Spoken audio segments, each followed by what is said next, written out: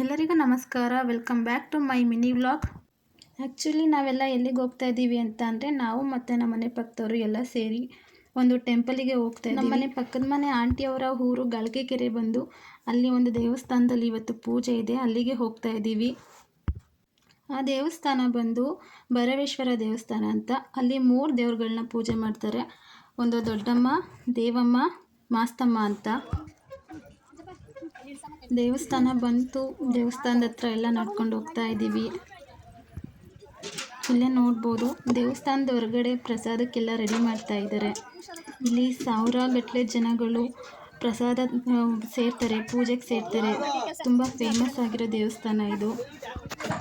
ತುಂಬ ಜನ ಸೇರೋದ್ರಿಂದ ತುಂಬ ಚೆನ್ನಾಗಿ ಅಡುಗೆ ಎಲ್ಲ ಮಾಡ್ತಾ ಇದ್ದಾರೆ. ಈಗ ದೇವಸ್ಥಾನದ ಒಳಗಡೆ ಹೋಗ್ತಾ ಇದ್ದೀವಿ.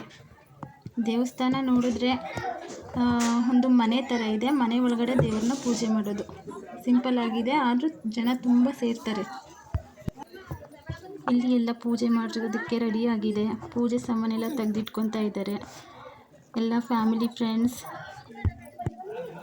ಪೂಜೆ ಸಾಮಾನೆಲ್ಲ ರೆಡಿ ಆಗಿದೆ.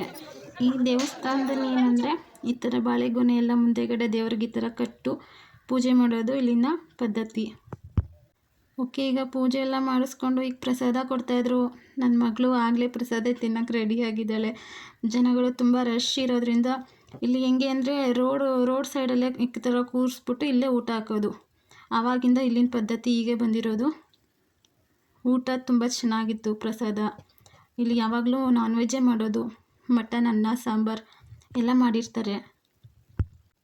ನನ್ನ ಮಗಳು ಭರ್ಜರಿ ಬ್ಯಾಟಿಂಗ್ ಮಾಡ್ತಾ ಇದ್ದಾಳೆ. ಸೊ ಹೀಗೆ ಇವತ್ತಿನ ಮಿನಿ ವ್ಲಾಗ್ ಮುಗೀತು. ದೇವಸ್ಥಾನ ಎಲ್ಲ ನೋಡಿಕೊಂಡು ಪ್ರಸಾದ ಎಲ್ಲ ತಿಂದ್ಕೊಂಡು ಎಲ್ಲ ಮುಗಿಸ್ಕೊಂಡು ಇವಾಗ ವಾಪಸ್ ಮನೆಗೆ ಹೊರಡ್ತಾ ಇದ್ದೀವಿ. ಓಕೆ, ಬಾಯ್.